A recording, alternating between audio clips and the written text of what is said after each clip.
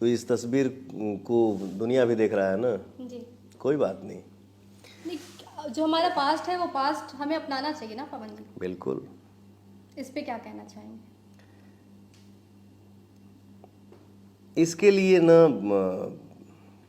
ऋचा जी, मेरे पास कोई शब्द ही नहीं है, ठीक ना। कि मेरे जीवन में जो मैं देवी पाया था, जो लक्ष्मी पाया था, इनको मैंने खो दिया। और इनको जब खो दिया तो फिर उम्मीद भी ख़त्म हो गया कि मुझे ये देवी नहीं मिल पाएगी। मैं अपने जीवन में जाए पगलो काहे लाइसन कैलू, क्या बोलो। चलो ठीक है, कुछ भी है जो तुमने किया, मैं अच्छा हूँ, खराब हूँ, गलत हूँ या सही हूँ, वो उनको पता है। मैं कुछ सफाई नहीं दे सकता बाबू।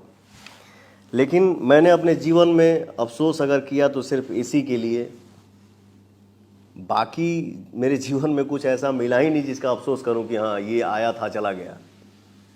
वो चाहे मेल हो या फीमेल हो,